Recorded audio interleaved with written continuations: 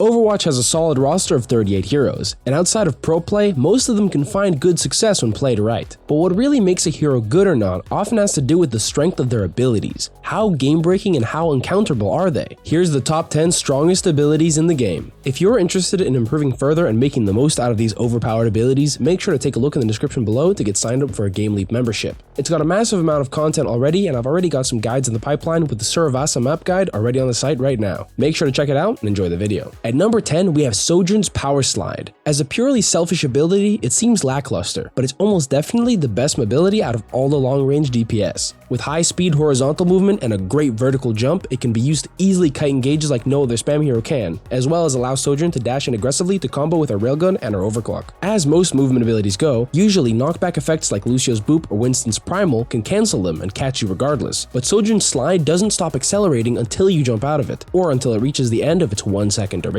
This leads to some of those crazy clips of Sojourn climbing up the famous Gibraltar Cliff and simply shrugging off Boop effects. She's also able to get high ground on her own, and quickly too, comboing perfectly with her opportunistic style, taking an aggressive position and hitting a clutch rail shot in one smooth movement. And finally, she can still shoot and use her disruptor shot while sliding, making the ability feel really crisp to use. And for such strong mobility, the cooldown is only 7 seconds, so make sure to utilize it often, even just by walking forward aggressively, then kiting really fast after baiting that aggression. Next up is number 9, Bastion's Tactical Grenade. It's only recently gotten a chance to shine, and while it's generally considered a good ability, when you look at all the numbers and effects, it starts to verge on being seriously broken. Currently with 115 maximum damage on a direct hit, which used to be 130 after the initial Bastion buffs, and an 8-second cooldown on top of an already inflated heavy damage kit makes Bastion even more devastating, with both high sustained and burst damage. The knockback effect is also the real kicker, launching your target up into the air to be focused down with no counterplay whatsoever, especially for supports. Although it's also a more selfish ability like Sojourn's Slide, combined with other hit-scan heroes on your team,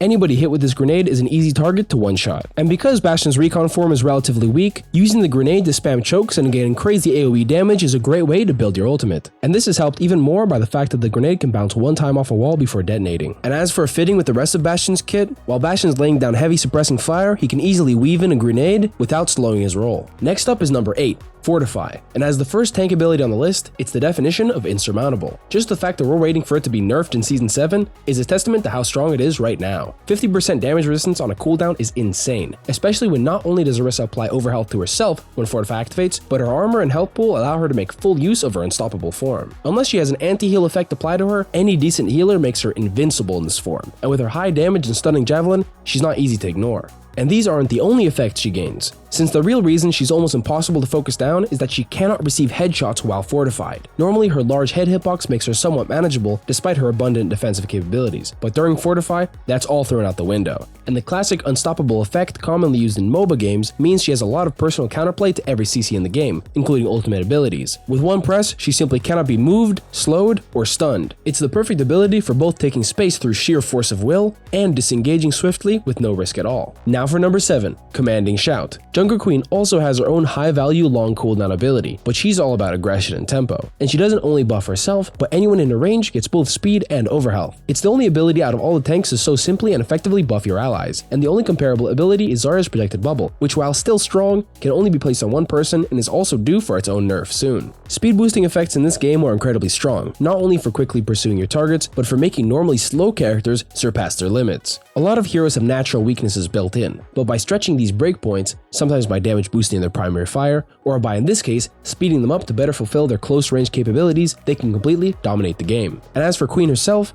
her shotgun and axe are perfectly supported by the burst of speed she gets every time she activates her shout. Turning corners with speed and an extra 200 health is always a great way to catch your opponents off guard and start the fight off with a bang. The 200 health she gets for herself is also a perfect addition to a hero that already has great self-sustain with her passive bleed healing. Number 6 is Kiriko's Protection Suzu, and now we're starting to get into really overpowered territory. With both invincibility and a cleanse for some of the more powerful abilities in the game, it's applicable to almost any composition. It works for peeling, for saving your tank when they're under pressure, for countering ultimates, and not just Queen's Rampage anti-heal and Larry's Captive Son, but every ultimate that relies on burst damage as well. Gravitic Flux, Terra Surge, Pulse Bomb, Artillery Strike, Meteor Strike, Riptire. If I keep going, there's only going to be support ultimates left. It's a super flexible and powerful ability, and compared to similar high-power support abilities, 14 seconds isn't too long of a cooldown. It can also be used to help Kiriko herself get clutch plays, both before and after the fight. Playing aggressive early on an off angle to find picks with her kunais, then using the Suzu to extend that period is viable,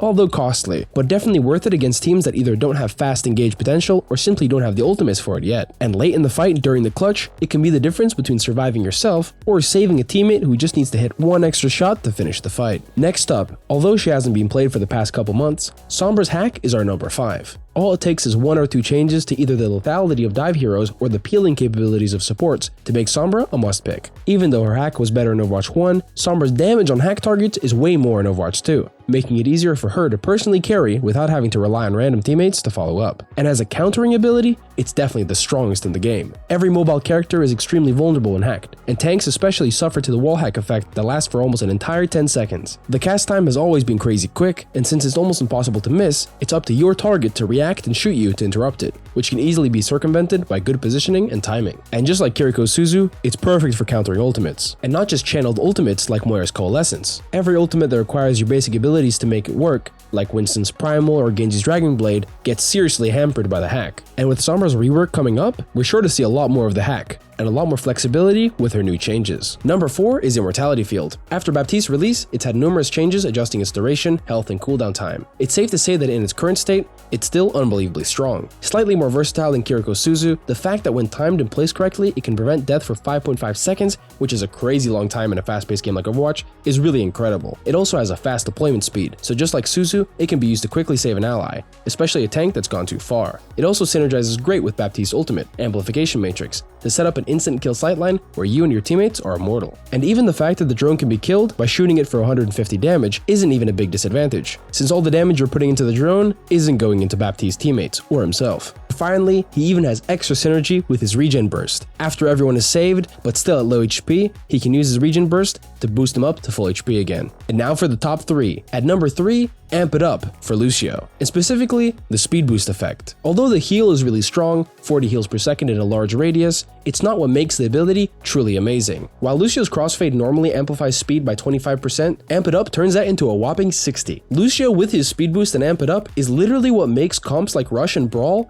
actually viable. Some characters like Reinhardt literally are unplayable if there's not a Lucio with Amp It Up on the team. And with Lucio's personal mobility, he has a lot of options for choosing when to use it and using it effectively, most often applying it to his whole team when they're all pushing in. Having 5 players jump you at Mach 5 is a scary thing, and even on the flip side, it's one of the best tools for peeling and kiting backwards. Kiriko's Suzu and Sombra's hack can all counter some ultimates, but Lucio's Amp It Up can seriously counter every single ultimate by simply turning around and leaving. Although this doesn't work exactly during overtime fights, Lucio does give his team the ability to contest the fight really early. And this entire time, I haven't even mentioned how the fact that Lucio's speed allows you to reach the objective earlier and play for a defensive advantage, especially on control points. And in the newest game mode Flashpoint, Lucio's definitely a must pick, given how much you have to rotate between points. Number 2 is Ana's Biotic Nade.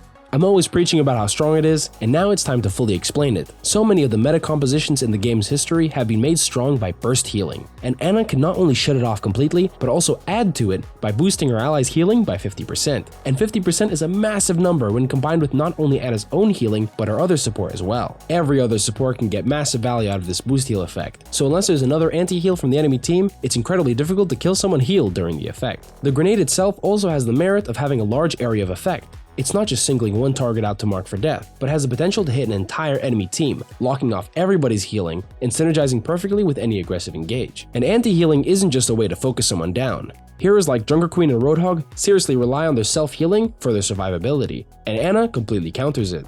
And for Ana's own personal use, any 200 HP character hit by the nade needs only 2 more shots from Ana to finish them off. But the one thing stronger than this anti-heal is the one character with the ability to consistently deny it. D.Va and her defense matrix. She takes the number 1 spot with the most flexible and 100% most powerful ability in the game. Just the fact that she is able to absorb infinite damage for a 3-second duration is insane. Even though she can't counter every ultimate, or even close to as many as Sombra's hack or Kiriko's Suzu, she can straight up deny them in the first place for abilities like Zarya's Graviton Surge and Tracer's Pulse Bomb. And every character that relies on either an ultimate with high damage or even a neutral with high damage like let's say Reaper or Pharah gets completely shut down by D.Va, with no sweat on her part. As any DPS player will tell you, D.Va is definitely the most cringe character in the game. And though I mentioned it briefly earlier, D.Va's ability to eat up enemy healing is one of the most powerful parts of her kit. Half of the entire cast of supports require projectiles to deal their healing, and the few that are remaining pretty much get countered by the rest of D.Va's kit, her shotguns and her micro missiles. Defense matrix use also has a massively high skill ceiling, so even if it's really difficult to get value in some parts, she's got a lot of options to make it work all over the place. That's it for my top 10. Let me know in the comments if you feel like I've left out a really important ability that you've seen ruining your games, or even making them really fun. Thanks for watching, and see you next time.